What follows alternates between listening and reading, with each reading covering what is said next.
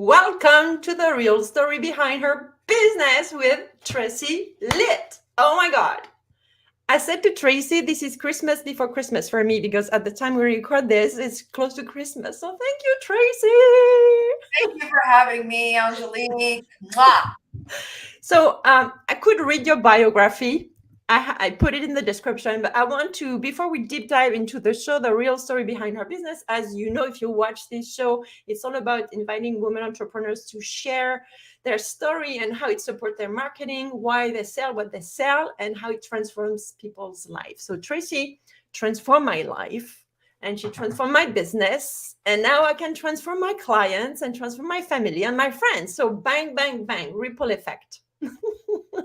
I love that. Bang, bang, bang. That's right. I mean, the ripple effect is what it's all about. If we are not here to work on ourselves and as a byproduct shift our world, then what are we even doing here? Yeah. So tell us, which part of the world are you in and who do you serve? I am in Palm Beach, Florida, so southeast Florida, about an hour and a half north of Miami. And I serve visionary women leaders and entrepreneurs to come and do all of the beautiful inner work necessary to embody the next level version of themselves before their current reality reflects it to them, so that they can use their generative power to create whatever they want. Yeah, and it works. Yeah. The work works 100% of the time when you work it. Like we say, Angelique, right? It's like I triple dog dare you to come in and work this work and have it not work. Yeah. And I was actually walking with my dog just before the show. And I was like, how am I going to introduce Tracy? Like, I want to say everything. But I'm like, I sent an email to our email people, our email community. And I told them, come and meet the woman who helped me triple my revenue for my business, triple the size of my dreams, and triple my happiness. I don't know, I had to put a number. So I went through the revenue and like at least triple my happiness, probably more. Yeah. And I even have all of those huge new generated results by you, right? Because you're the magic. The one that fills my soul and my heart the most is your joy and your happiness. Right. And that's a really important thing to bring forth, because it's due to your joy and your happiness, Angelique. It's due to your connection to yourself now and the embodiment of your capacity that all of those other external results have come forth. That's important, especially for entrepreneurs. It's really important to understand that. Definitely. So today, Tracy, we're going to go back to before you were an entrepreneur. And so I have my little booklets of questions. Okay. Question number 1. I feel like I'm on a game show. This is so great. Okay, go. The little girl, when she was 5, 7, what was she playing with when she was not at school that really shaped who you became? Oh, this is such a great question. So I was obsessed with being a teacher. 2 things, a teacher and a cashier. That's so funny. Which is so me, right? So every holiday, every Hanukkah, my father's parents would buy me a new cash register. Every year I would get a new edition. And by the time I hit like 12 years old, when I was like, okay, now I'm done, I had graduated to a cash register that had a conveyor belt, and I could like take things out of my parents' cabinet and scan it, and it would go beep, beep, like at the grocery store. So much fun. Oh my God. And being a teacher, which was even more, that was and still is my deepest passion. So my mother, who was a speech pathologist, had redone our basement, and she created a little alcove cutout area, and she put a blackboard. This is before white, smart boards. This is like, the chalk erasers, and you click them together. Like, this is old school, right? And I would line up all my stuffed animals. Aww. And she gave me like her teacher grade book that she would have. And I would put all the names of all the kids I went to school with, and all the kids that I liked in real life got A's, and all the kids I didn't like, I would fail them. And I would teach my class with such realism and such passion that when a real life friend, okay, like let's say I'm 6 years old, my best friend down the street, her name was Robin. If she would come over to play with me, I would turn down the play date because I was busy teaching. So like, no real human, I cannot play with you. I'm in class. I'll let you know when school is over. I love this. You're so funny. And I forgot to share. I want to share a video to my Facebook profile. It's so cool. I love the story. So, okay. So that's totally you today. Like, I love it. Before you open your business, let's try to go back there. Question 2. What was your most burning desire? Even before you knew it would be a business? 2 things come through.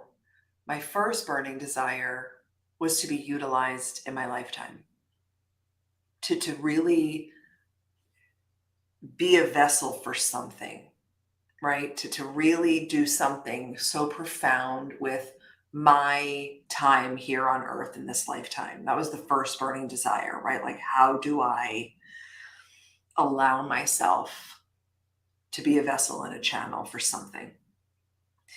And I know that first burning desire is that it was like a portal that then opened up to what became the second burning desire, which is, how can I ensure that every spiritual being having a human experience knows like they know that they are inherently whole and so extraordinarily capable, and help them action that capacity into their greatness in their actual real life. So Tracy, when you were like feeling that, you had no idea it would be a business. It was Correct. something. Yeah. Okay. That's. Do you Yeah, remember? it was one of those, like, it was like a, it could be described as a calling, a nudge, something in my soul.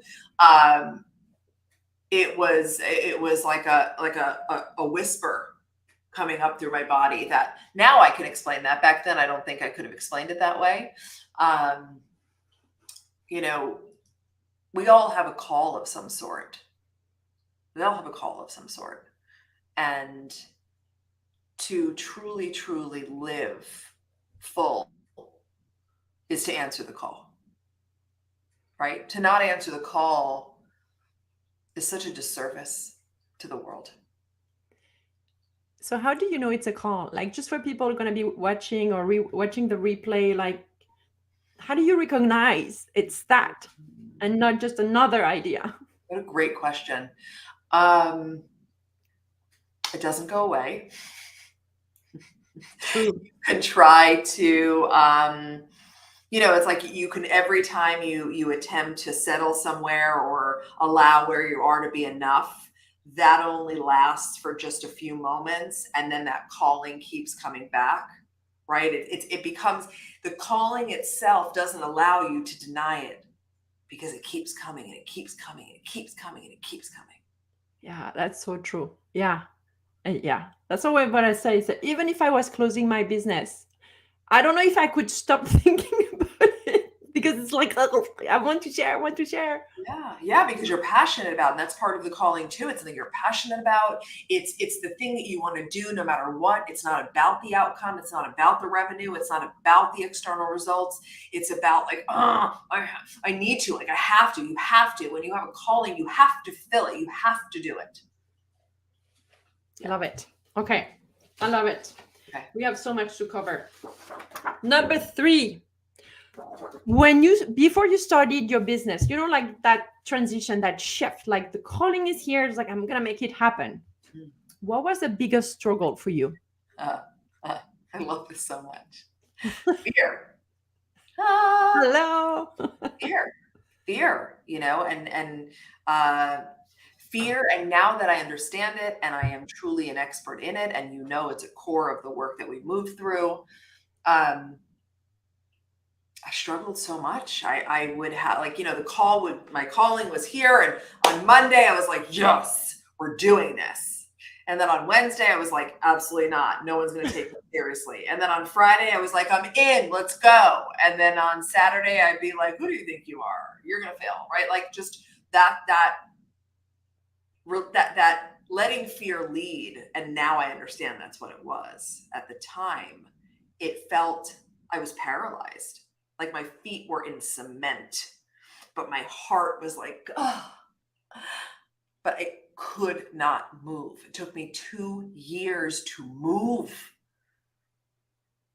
Right. And that's why I then committed to learning about it, obsessing over it, studying it, and delivering it to other women, leaders, and entrepreneurs so that fear would never paralyze them the way it paralyzed me.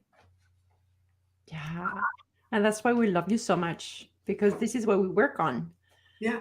And which is that question: what did you want to be able to accomplish that was strong enough, that you were able to embrace your fear? Oh, it's so interesting. So I'm going to answer this slightly differently than you're asking it. So it wasn't so much about what I wanted to accomplish that pulled me out. It was the recognition that one day I was going to die, because that's the only truth there is. Like, no one's getting out. Nobody can contest this. We're all going to die one day. And I hit a point where I wasn't available to not have gone after it. I wasn't available to be on my deathbed, God willing, I'm 102, and look back and not have gone for it. And that lens plucked me right out of where I was into my next move. Yeah. Yeah. Wow. So I guess you're answering my number 5, because look at where it was. What was it? What was the big epiphany that is, are we all gonna die? Yeah. Let's do this. The big epiphany is like, none of it's real. You're all going to die. Life is fleeting. What are you going to do with the minutes you have? Right? Like, at some point you have to love yourself enough to call yourself out through the lens of love, and stop settling and pussyfooting and bullshitting yourself and playing small and hedging and, being in and out and allow yourself to realize time goes by. No one's getting out alive. None of it means anything anyway.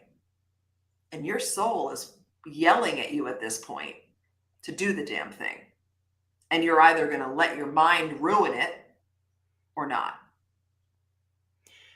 Okay, so let's go back when you actually built the machine. Like, what did you do? Like, can you bring us there? Do you remember the day? What happened? Sure. To which part of the machine? Like the actual business that you have today had different iteration from what I understand, right? So, but the very first, Yes. Goodbye fears, or say, watch me, I'm going for it. What happened?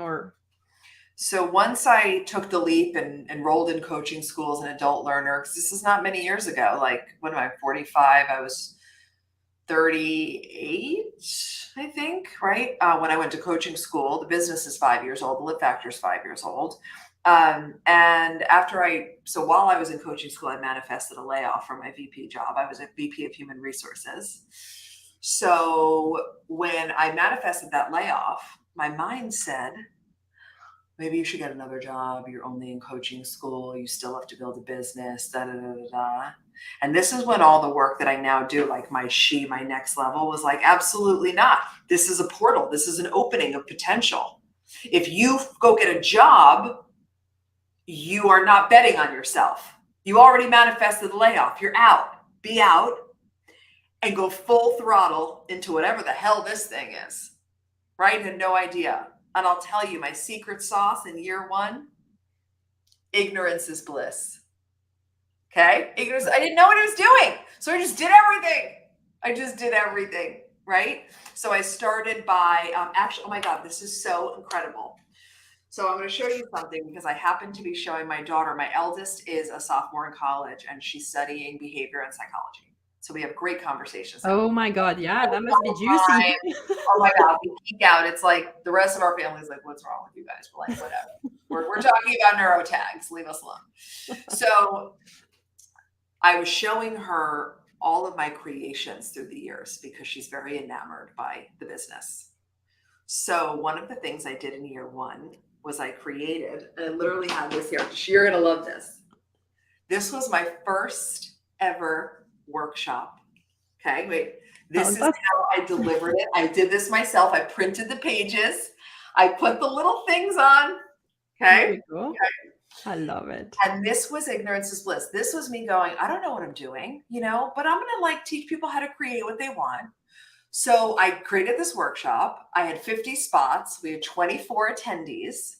Congrats. And thank you. And this is how I started to build, right? And then I took this and I was like, okay, well, it would be fun to have a group.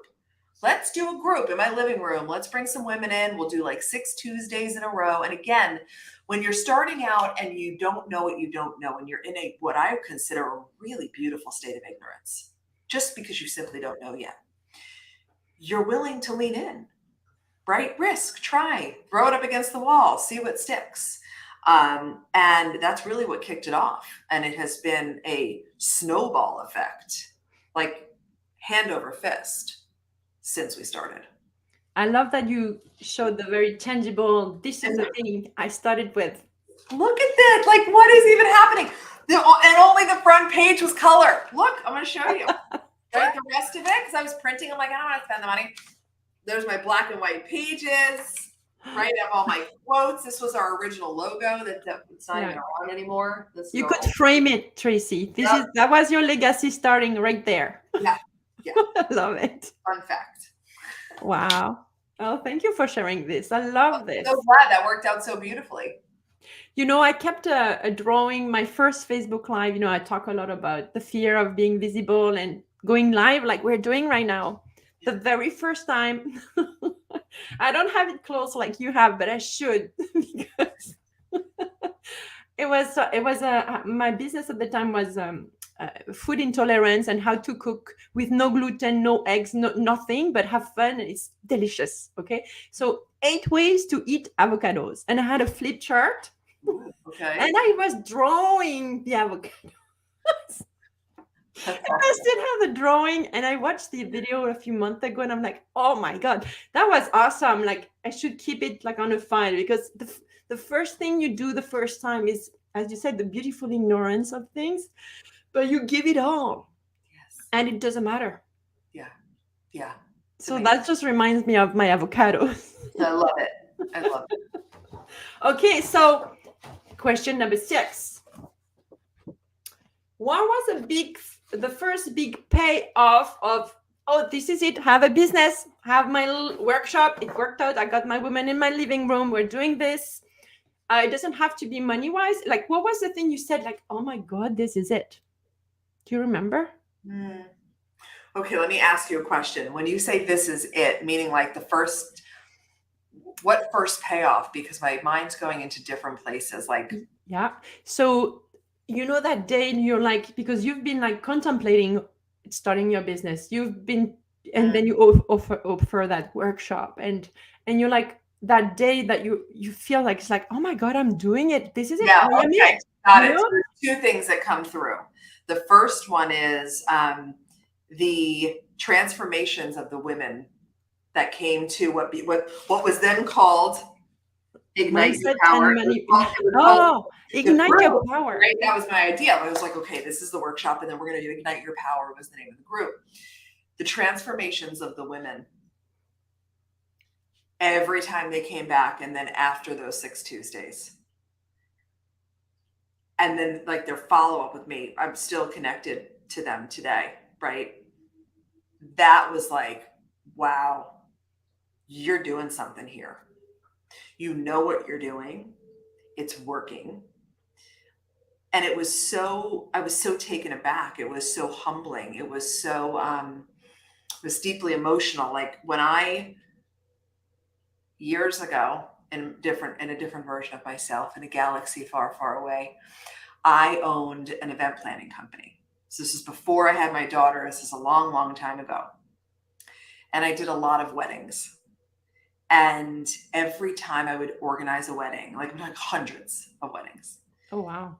I would sit, with like my headset on, and everything would be done, and like all the hard work is over, and the ceremony's over. And now the couple that was getting married is now standing in the middle of the dance floor, and this makes me emotional still.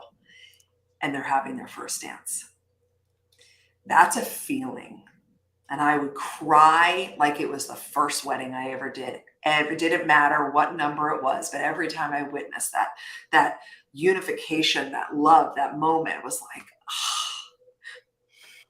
because I got to make their day seamless. Yeah. Right? And the same thing happens to me to this day. Now we are global, and I have thousands of transformations that have come through the work, whether it's through the book, whether it's through Mind Magic certification, all the beautiful thing, Powerhouse. Every breakthrough and transformation feels like the first one. Still. Oh, wow. Still. Ooh.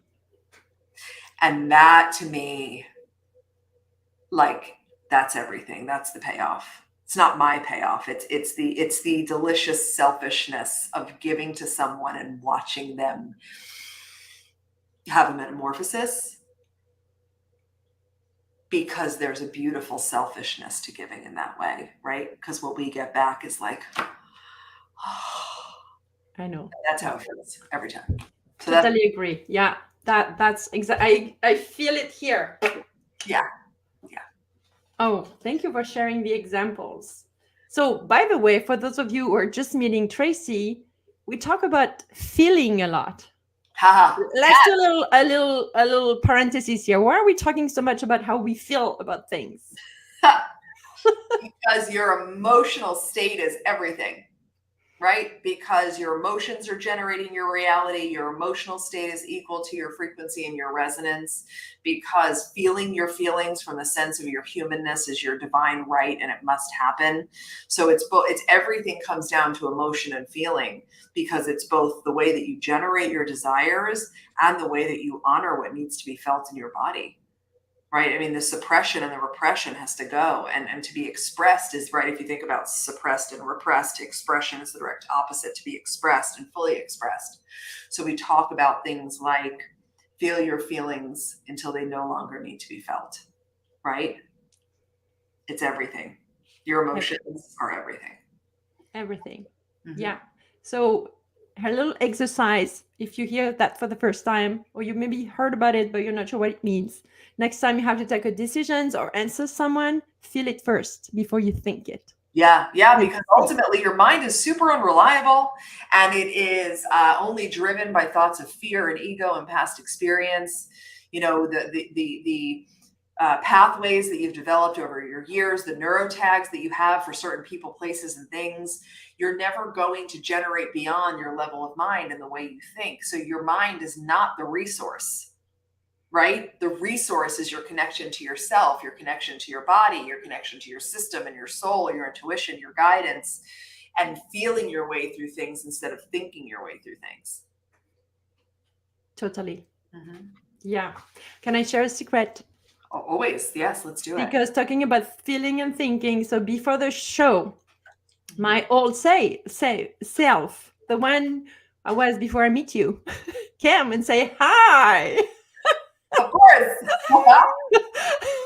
You're interviewing your coach. Oh, you better be doing that good, because she's a busy woman. She makes a lot of money. She has no time for you. What? That is. I was like, okay, I hope that is mind fuckery at its finest. I know. I couldn't believe it, Tracy. So I did all the work we do, regulation and stuff. And I'm like, watch us.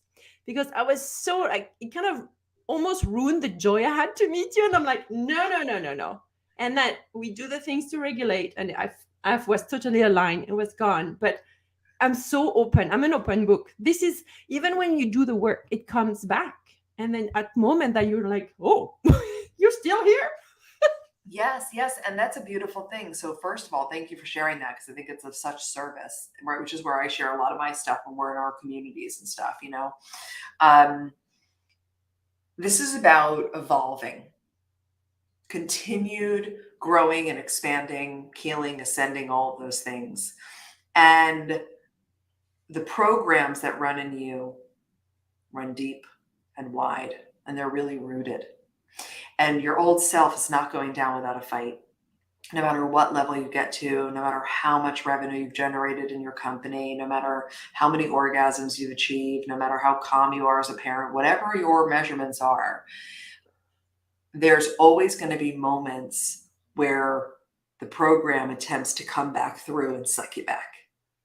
Always, always.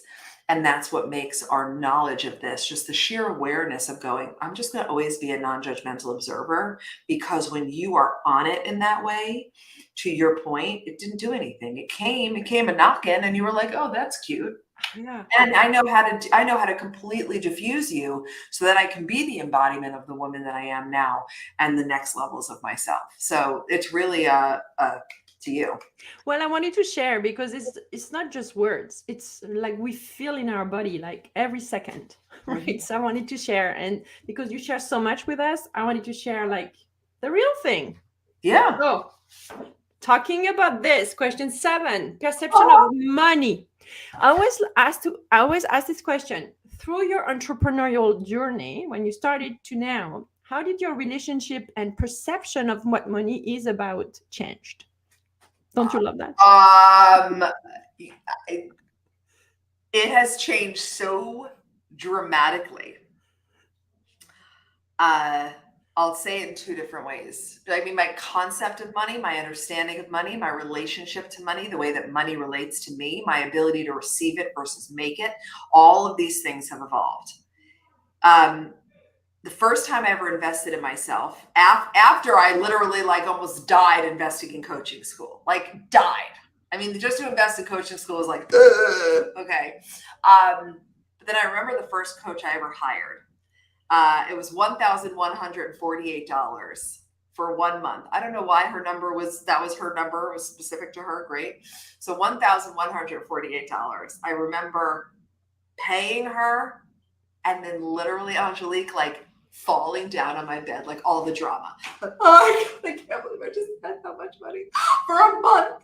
Oh my God. Okay. So it's important to say it like this because that's how my body responded to a $1,000 investment. Now it's like, I don't even, $1,000 is meaningless to me. Now it's when I'm hiring someone, I'm investing 70,000, 90,000, 100,000. And that feels like, yeah, that's right. That's where we're at. Right. When I started pricing the services, I remember the first time, I was $1,500 for 3 months. That's where I started, right? Like it was like $150 an hour or $1,500 for 3 months. And then a little bit later, I remember the day I went to 6,000 for 3 months. And I remember when I went to 10,000 and then 20,000. And it's your relationship with money, your perspective of money, your concept of money is yours to choose. Yes, you have to undo, right? It's part of the program. But my perception of money and my understanding of its availability, it's like air. I don't ever say to myself, like, am I going to not have air to breathe? I just know it's there. I have a depth of trust that it's there. And I had to move through my own lack, and I had to move through my concepts of debt, right? It was interesting. This is just a helpful nugget. I was having a conversation with my husband recently, and we were talking about, because he has a different money perception than I do. And we were talking about overall funds. We bought a new condo. I want to renovate it. We have 2 daughters in college, one going to college in a year, right? So there's a lot of expense and cost in our life. And he was saying something, because I was saying, okay, I'm gonna take this money, we're gonna do this, and I'm gonna take this money, we're gonna do this. And he was like, yeah, but if you spend all the money out of the bucket, then there's no more money. And I looked at him and I laughed and I said, oh my God, that's so cute. In your bucket, I said, it's so cute. In your bucket, you have a finite amount of money. Let me bring you over here to my bucket. My bucket refills itself all day, every day. So when I spend the money, I get the money. There's no end to the money. It's just constantly refilling the bucket. He was like, And it was such a great moment. I want to gift that to you because many of us, because in our third dimensional consciousness and our humanness, we're built in lack and separation. That's the essential part of understanding. Our third dimensional reality is one based in lack and separation, where it says, here's the bucket, save, right? All the old school methods of money and debt, which are outdated and total garbage, tell you here's a finite amount, right? And use lack, fear, and separation to have you not invest or spend. And what I'm telling you is from the truth of your inherent birthright, your abundance, and your capacity to generate and receive money, I want you to see that your bucket always refills all the time. It's always there. It's always there. It's always there. Let me take my bucket. I love your, I'm going to use that because I work on my money story, as you know. Please right? do. Please do. It's bucket. It's always there. Always refilling itself. Yeah. You're awesome. Thank you. You're awesome. Thank you for sharing stuff like that. Love it. Okay. Oh my God, I love this one. Okay. I love it all. Ooh, okay. What is Okay, that? wait. Say more. What, at first, when you started your business, what is something you thought was true that revealed itself to you wrong or not true? Good question. Okay.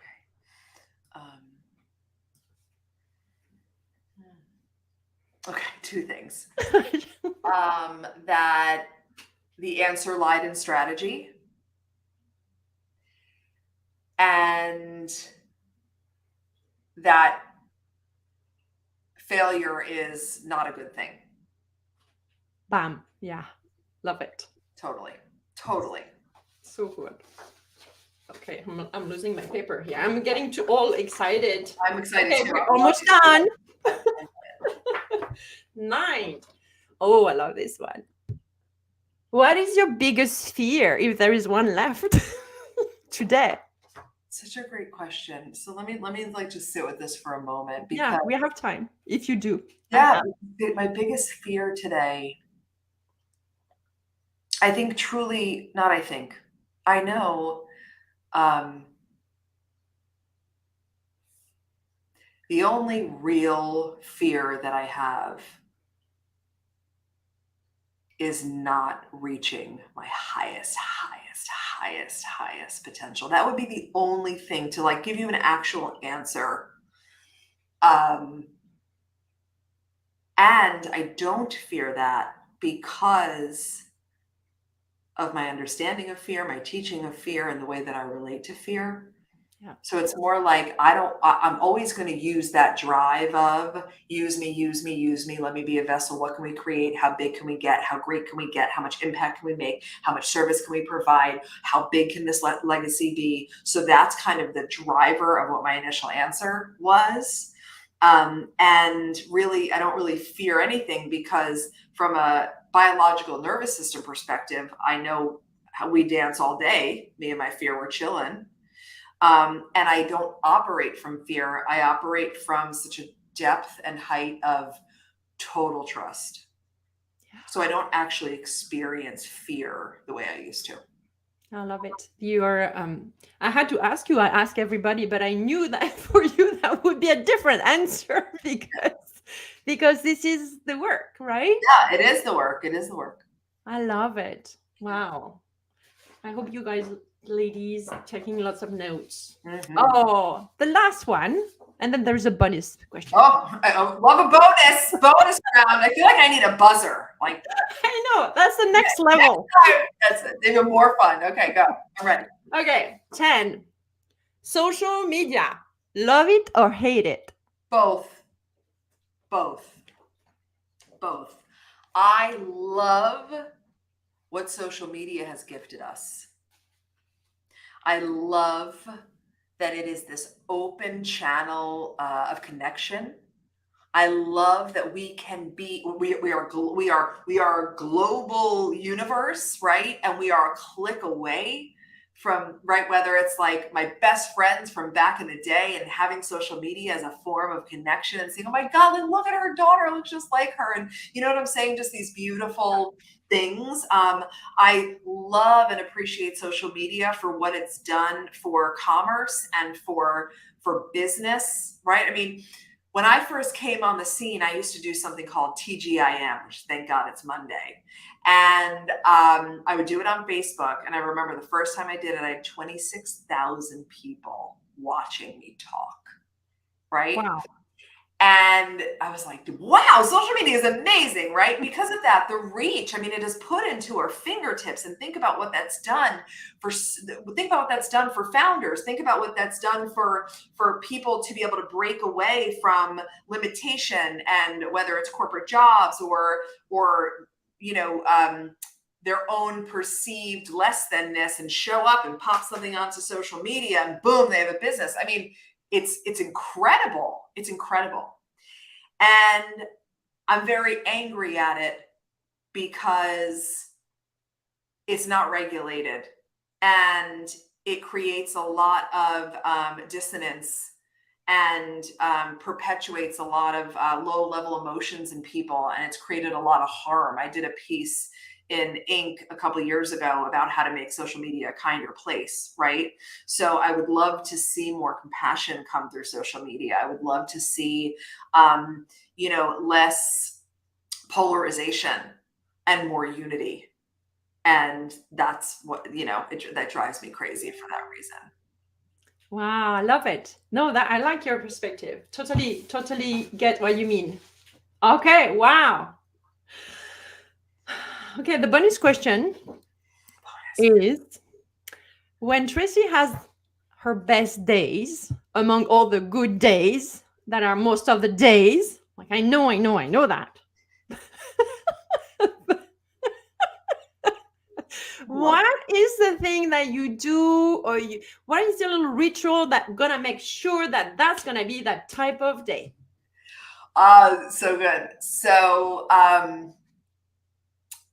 you're right. It is. I'm pretty much this, and I have my freakouts, and I lose my shit, and I punch bags in garages, and I do things like that, right? Like I teach us all to do.